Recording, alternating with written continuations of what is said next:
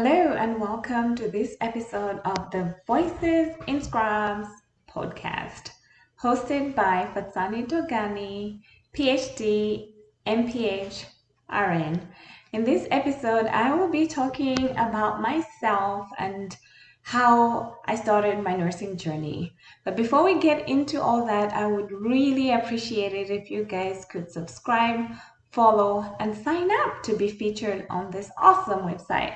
I'm creating the Voices in Scrubs podcast in order to create a safe space for nurses to feel safe enough to share their stories. So if you haven't yet, share this podcast with your fellow nursing colleagues and others that you think might benefit from this podcast. So let's get into it.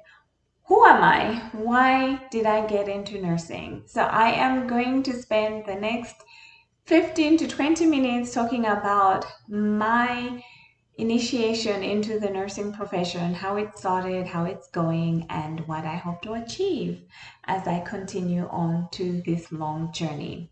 So I started my nursing journey, I would say, gosh, in the year 1997. No, actually, 98, 99. It gets fuzzy after 20 years, but I have been in this nursing profession for about 25 years.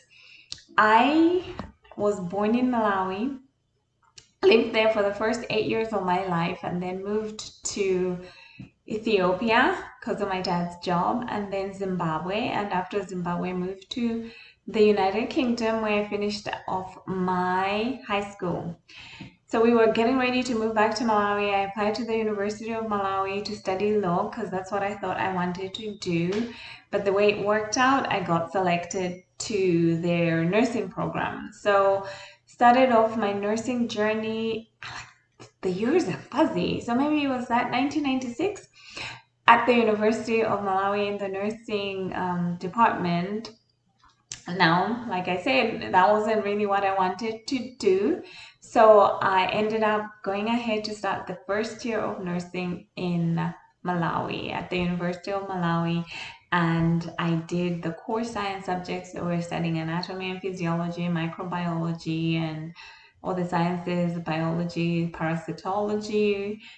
They like load you up front because I think that's a little bit different to the way the university system here in the United States works.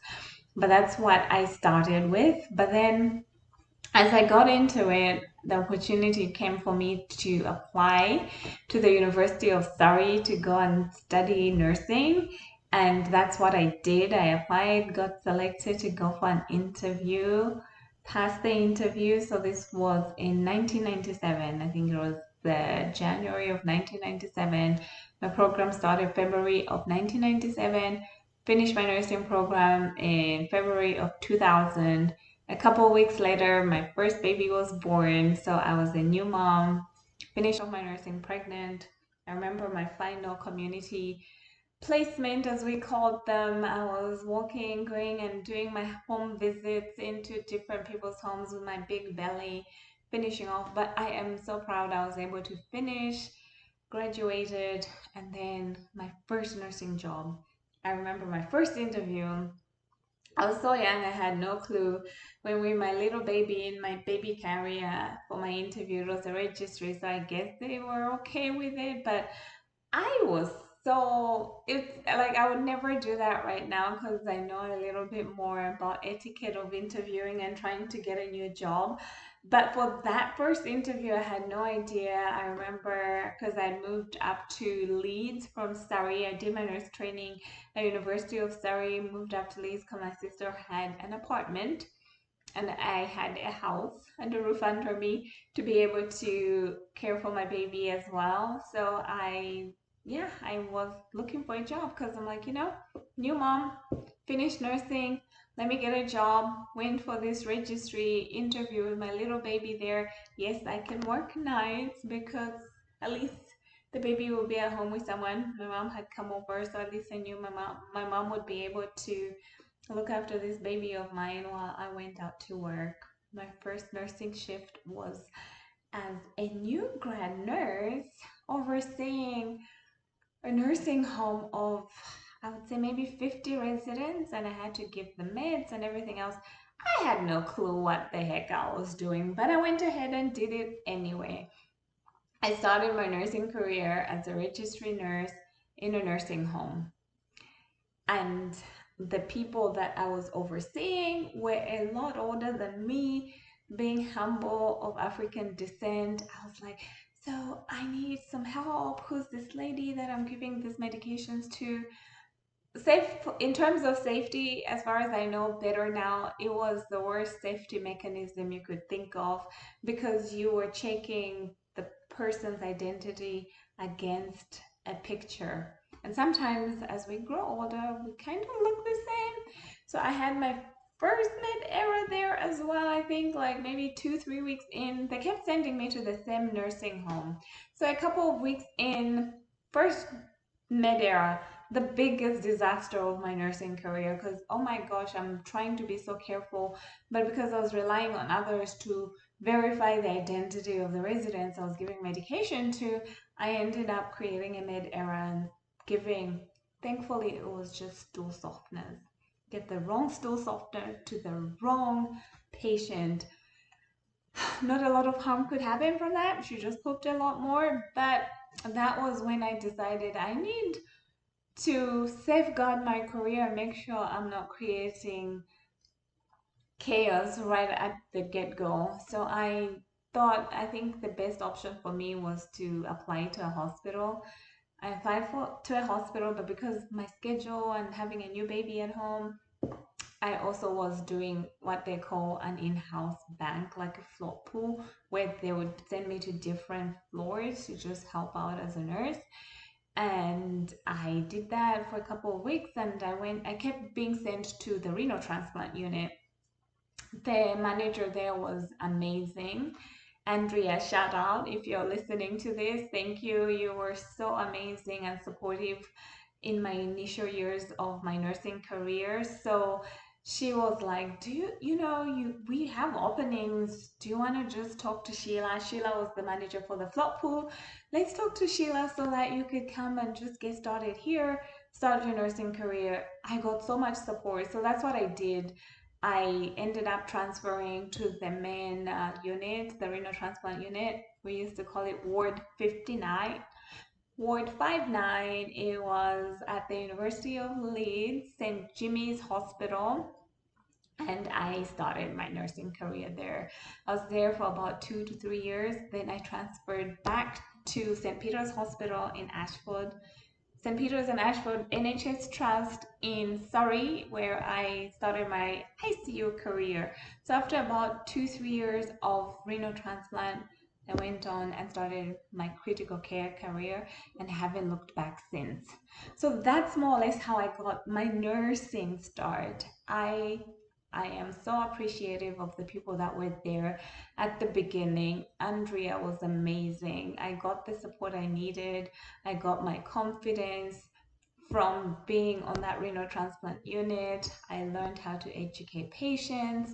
We would get patients coming in to wait for potential transplants, so we would screen their blood, do a direct cross match, wait the 4 hours till the labs were back, then celebrate with them. If it was a match, they would go off to get their renal transplant, come back, and then we would do the monitoring and making sure that the kidneys were working.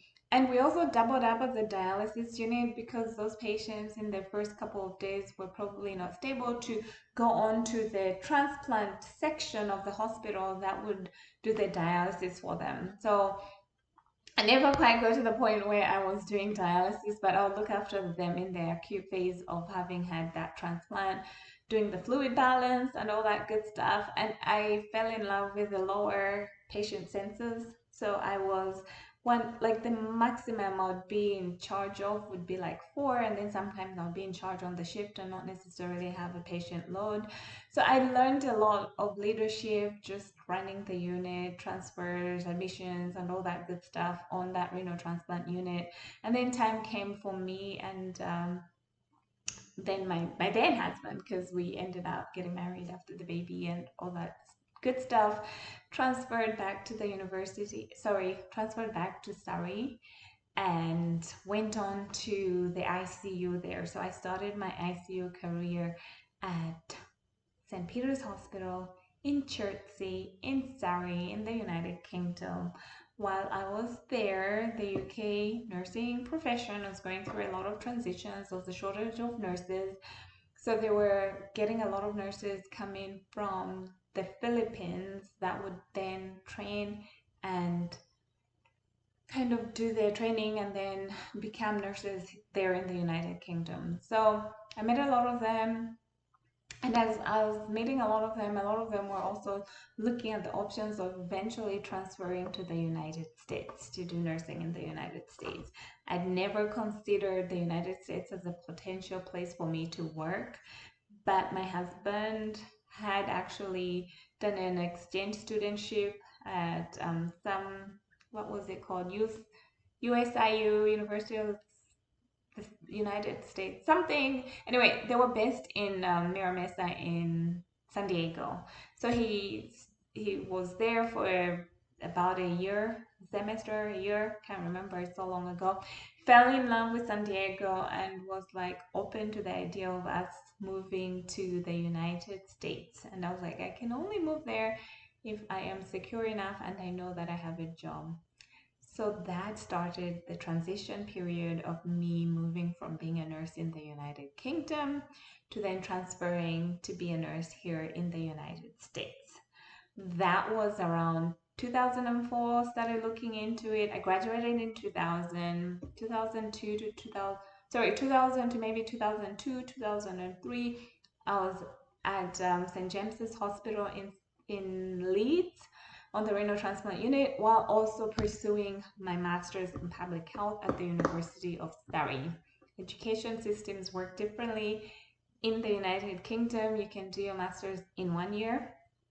I did it part-time, so I did it in 2 years while I was working full-time with this new baby at home.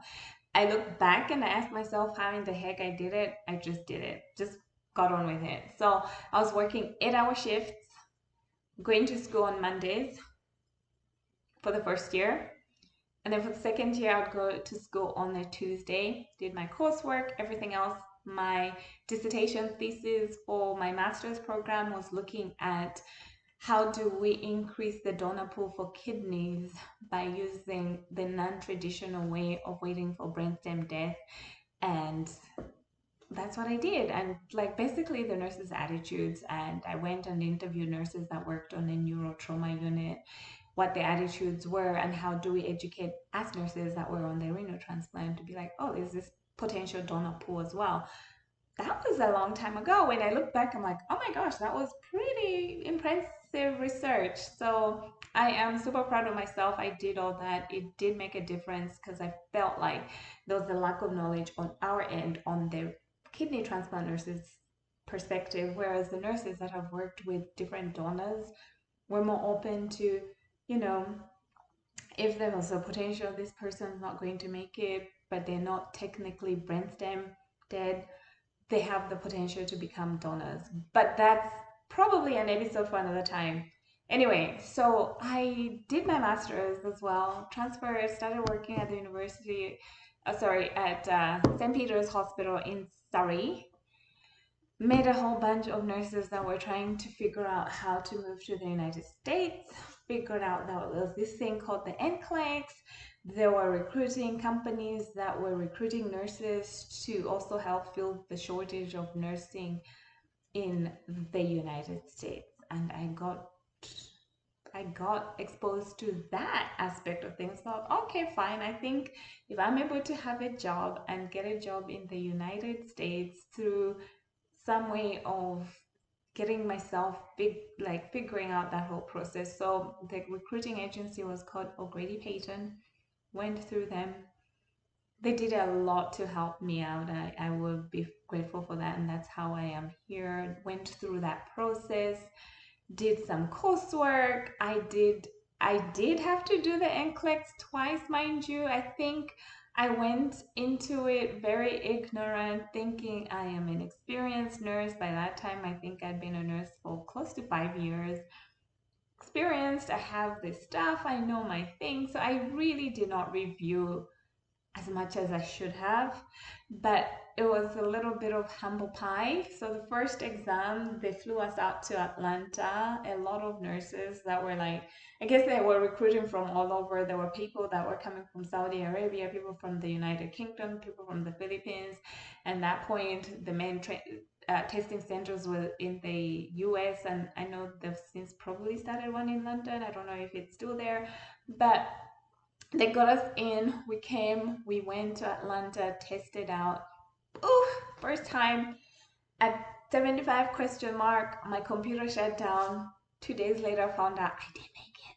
Oh my gosh, what a big loss. I was so devastated. But then at the same time, I also knew that I probably didn't put in the effort that I needed. Came back to the United Kingdom after that exam. Good friend Penny that I met during that whole process. Penny, thank you so much.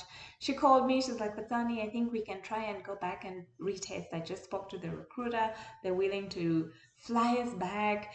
We can do this. 90 more days, we can do this. So I called the recruiter back. I'm like, look, I really want to retest. I'm so serious this time. I'm going to take things seriously.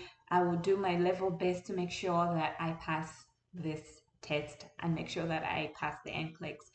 So went ahead and they processed everything. We flew back into Atlanta, and in that time period before the second test that I had to do, I reviewed my butt off. I would wake up, I treated it like a job.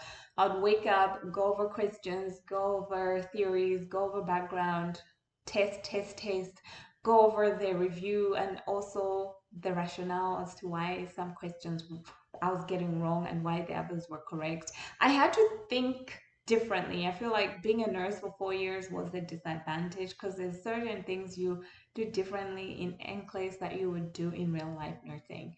But I had to learn that and I went through that process again. So I went ahead, reviewed, went back to Atlanta, tested again at the 75 question mark, the computer shut down. And the thing I remember saying to myself was like, oh my gosh, I failed again at 75, but only to realize that I actually did well and then I had passed. So there was that whole process of passing and then now trying to get a job and figuring all that out. And I can't believe I've gone on and on for this length of time just talking about my history. So there is a lot to still cover. I might have to do a part two in how my nursing profession got started. But for now, I feel like I've gone on. I don't want to go on too much and bore you out. So the next episode, I guess I'll continue on how I went from passing my NCLEX to the process of actually getting my first job in the United States. I will get back to this history so that you get to know me a little bit more. In the meantime, I so appreciate you listening to this podcast. Like I said at the beginning, I am just trying to encourage nurses to stay in the profession by creating this safe space for us to share our stories. So, if you have a story to share, how you got started in the nursing profession, how you deal with the stresses that come with this profession, I would so appreciate it if you could reach out to Voices in Scrubs, sign up to be featured because I would love to go deep and just ask the questions that we all need to be asked and just talk about it and just provide this safe space for you guys to vent, figure out solutions for the next generation of nurses. Have an awesome day. Once again, thank you for listening to the Voices in Scrubs podcast. Until the next episode, go ahead and subscribe, share, sign up to be featured, and let your colleagues know that there is this new podcast that is sharing the Voices in Scrubs. Have an awesome day. Until the next time, be blessed.